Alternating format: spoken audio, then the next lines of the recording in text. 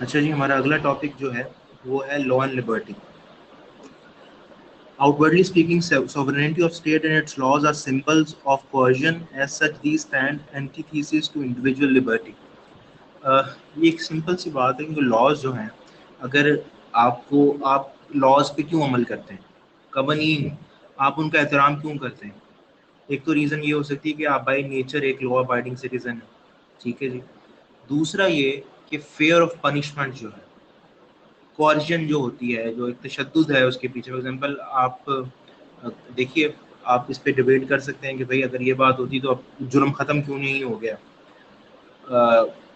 तो फिर वो क्योंकि हर जो गलत बात है उसके पीछे जुर्म के है, लेकिन उसकी मल्टीपल रीजंस है उसमें।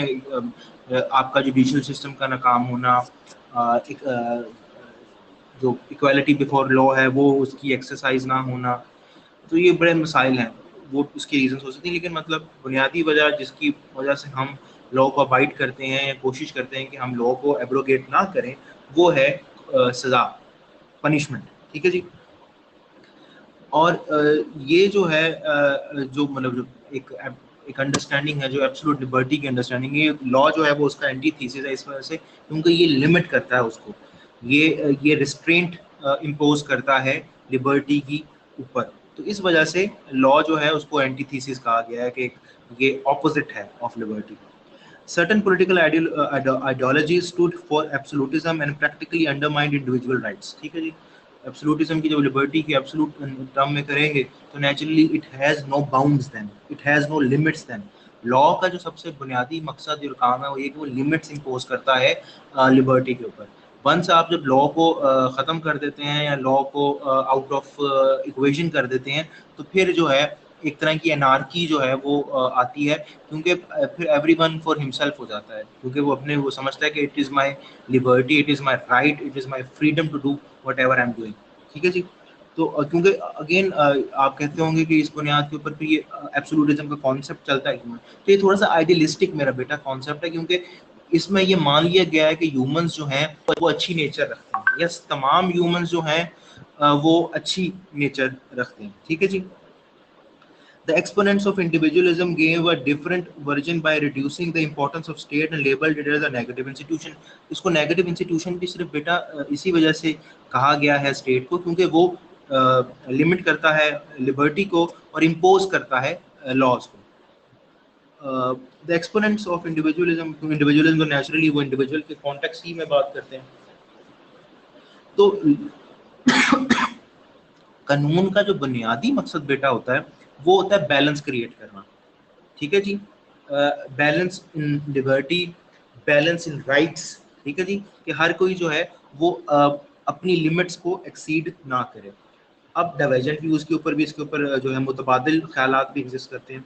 Every law is in the nature of a guarantee to promote liberty, ठीक है, क्योंकि गारंटी इन अ वे कि लॉ प्रोटेक्ट करता है लिबर्टी को, कि भाई आपकी लिबर्टी को भी from the encroachment from the other and the others liberty also, कि आप उसको अंडरमाइन ना करें। एक तरह का बैलेंस, जैसा मैंने ऊपर कहा कि एक दूसरी एक तरह का ये सेफ गार्ड है ऑफ लिबर्टी। लॉक ये कहता है कि law intends to protect liberty in an effective way and not to curb it, ठीक है जी। क्योंकि वट एवर कह लीजिए, ये भी एक अंडरस्टैंडिंग है कि जो what ever the amount of liberty is being granted, वो वही वो एक कह लीजिए सही अमाउंट ऑफ लिबर्टी है, उससे ज़्यादा लिबर्टी की जरूरत भी नहीं है, ठीक है जी। और जो उसको और वो जो एक कह लीजिए एक इंडिविजुअल ग्रोथ के लिए, इनफरादी तरक्की के लिए उस अमाउंट जो लिबर्टी की और आज़ादी की जो मिकदार है वो काफ़ी है।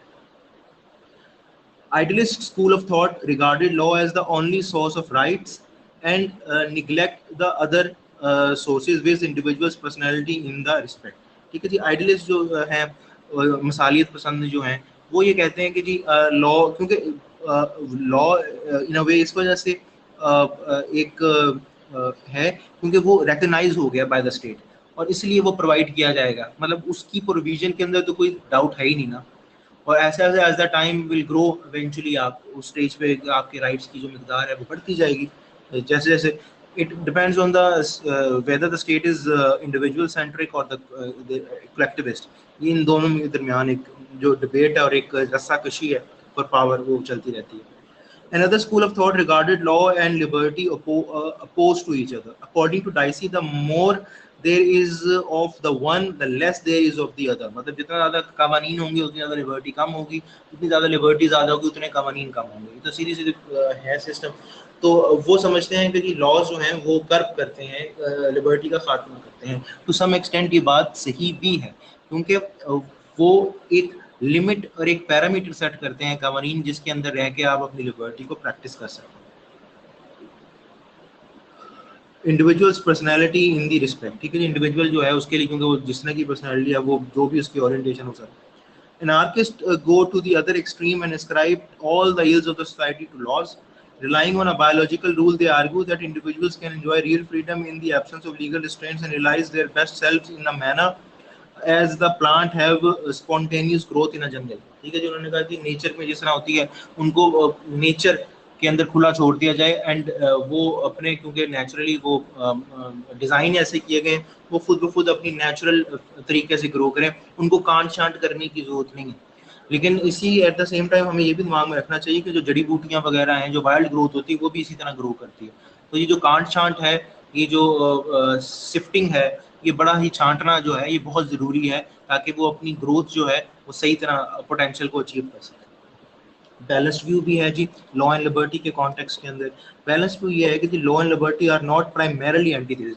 उनका ये मानना है कि वो एक दूसरे का कह लीजिए मुतरादिफ नहीं है.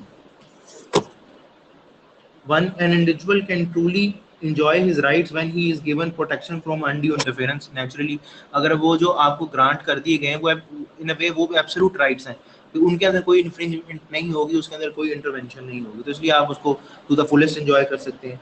State provides social and welfare service which signify positive aspect of law in respect of protecting liberty. In the absence of such opportunities necessary for the enjoyment of liberty. ठीक है जी, अब आपको सोशल सर्विसेज हैं, welfare services हैं, health education वगैरह, ये सब चीज़ें प्रोवाइड की जाती है ताकि आप अपनी ज़िंदगी के अंदर बेहतरीन अपॉर्चुनिटीज़ एंजॉय कर सकें और उन अपॉर्चुनिटीज़ को मुजाहिर लाते हुए अपनी जो नेचुरल एबिलिटीज़ हैं उनको मैक्सिमम उनको यूटिलाइज कर सकें. ठीक है जी. फिर तीसरा ये, it is a general practice in most of the democratic states to incorporate a list of fundamental rights in their constitution. जिसना ऊपर repeatedly बात आ चुकी है, ये एक बहुत बड़ा हॉलमार्क है मॉडर्न कॉन्स्टिट्यूशंस का कि आपको हर के अंदर एक फीचर जो है वो फंडामेंटल राइट्स का जरूर मिलेगा. Thus these rights become more secure and sacred as the legislature can make alterations in those fundamental laws only by a specific majority. Naturally, क्योंकि वो कॉन्स्टिट्यूशन के अंदर के ऊपर भी हमने बात कर चुके हैं कि वो कॉन्स्टिट्यूशन में चेंज करने के लिए आपको मैक्सिमम मेजॉरिटी चाहिए होती है. एक्सेप्शन क्या है जी इसके अंदर? It may however be pointed out that all laws do not necessarily protect the rights of the people. Some laws enacted by autocratic governments may aim at encroaching upon the rights of the people. Generally, laws are enacted by an autocratic government do not reflect people's aspiration rather than they are so designed as to serve the cause of ruling elite. Naturally, ऐसी polity बन चुकी है, एक ऐसा political system हमारे से वजूद में आ चुका हुआ है जो कि डेमोक्रेटिक नहीं है, रिप्रेजेंटेटिव नहीं, बल्कि ऑटोक्रेटिक है, डिक्टेटोरियल है. तो नेचुरली वो अपनी जो गवर्नमेंट है या अपनी रजीम है उसकी प्रोटेक्शन को एम करेंगे, उसकी बेहतरी के लिए काम करेंगे. तो नेचुरली वहाँ पे जो है उसमें एक्सेप्शन हो जाएगी कि वो आपकी जो राइट्स हैं, फ्रीडम ऑफ एक्सप्रेशन हो गया, आपके पॉलिटिकल राइट्स जो हैं वो जो कह लीजिए कि कुछ अरसे के लिए जितने अरसा तब तक वो पावर को सीज करके रखे हुए हैं, तो वो जो राइट्स हैं वो आपके सस्पेंड रहेंगे या वो आपको ग्रांट नहीं किए जाएंगे बाय द स्टेट. लेकिन जब भी एक डिप्लोमेटिक और एक रिस्पॉन्सिबल गवर्नमेंट आएगी तो आपको वो राइट्स दोबारा मिलना शुरू हो जाएंगे. Rights in a democracy, but in a purely democratic system, laws reflect the popular will since the people's representative have the honor to honor the wishes of the people. Naturally, political system democratic हो तो उसके अंदर people लोगों का जो होती है उनकी aspirations, क्योंकि उनका pressure होता है on the representatives, क्योंकि representatives को after a certain period of time वापस आना होता है to the electorate to get elected again. तो naturally वो उनकी wishes को और aspirations को वो मद्देनजर रख के कानूनसाजी करते हैं. Too much interference of the state is bad. It should provide only a legal framework of different activities in a broader perspective and avoid going into the details. State को भी चाहिए कि वो ज़्यादा इंटरवीन ना करे और थोड़ा सा जो पर्सनल स्पेस है, इंडिविजुअल स्पेस जो है सिटीजन की वो उसको दे. ज़्यादा इंटरवीन करेगा तो नेचुरली उसकी रिस्पॉन्सिबिलिटी भी बढ़ जाएगी, ये बात भी मद्देनजर है। तो स्टेट जितना ज़्यादा इंटरवीन करेगी उतनी ज़्यादा उसकी रिस्पॉन्सिबिलिटी का स्पैन जो है वो बढ़ता जाएगा। जितना कम वो इंटरवीन करेगी उतना कम उसकी रिस्पॉन्सिबिलिटी का स्पैन जो होगा वो बढ़ेगा। ठीक है जी, तो ये हो गया आपका टॉपिक आगे वाला, लॉ एंड लिबर्टी।